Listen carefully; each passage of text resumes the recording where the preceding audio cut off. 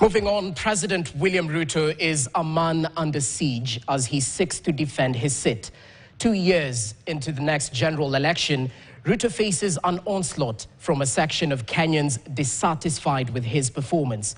In his new policies such as SHA, the new funding model, and the deductions for affordable housing, this new policies have put him in a collision course with the middle class, as many question unfulfilled promises and the shrinking payslip.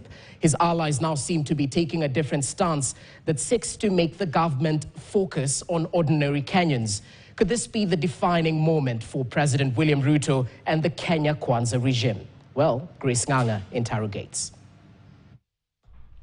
After months of pressure from a section of Kenyans, including the Gen Zs, President William Ruto seems to be working hard to repair relations with the electorate, especially with the influential evangelical leaders and Kenyan voters, as he seeks to rebuild a stronger coalition ahead of the next election. His allies now say the president will be changing tact and that he should be given the benefit of doubt. Kuna maneno ambayo inatukera. Unless you don't live in this country. Ukienda kwa hospitali, it is true, inpatient inafanya kazi. Outpatient haifanyi kazi. Majority of us tunaendaga outpatient. Si ndio hiyo wa Kristo? If it is not working, it is the responsibility of this government to listen to the people and make sure that the outpatient works. As I stand here, tutaangalia hiyo maneno yote. Anything that will be coming up, we are going to be a listening government. Some analysts claim that President Ruto is desperate and restless to regain his popularity and has to employ every strategy to garner support from those who voted for him in 2022. The things he has been ignoring, he must now begin to look at them more realistically. Because the things are out there, they are open. Now, including his own close people, begin to talk about some of the excesses, like taxation. I'm happy that members of parliament pronounced themselves.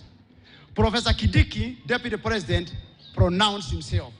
That tells you the President has listened, and through members of Parliament and Kidiki, he has pronounced himself. When they make such comments, these are political statements they are trying to tell the government that if you don't improve on what you are doing, we shall not suffer when we face our electorates come 2027 because of you as a government over your failures. For millions of salaried Kenyans, the sting of taxes goes beyond the numbers on a payslip. It's a daily fight for survival, with up to 45% of their earnings taken before they even see their paycheck. Workers are left scrambling to cover the basics, let alone put anything aside for the future. What he needs to do, he must do it immediately. Time is of essence. If he delays, whatever he will do, it will be too little, too late. People say he's now started doing what he did in 2022. He now wants our votes.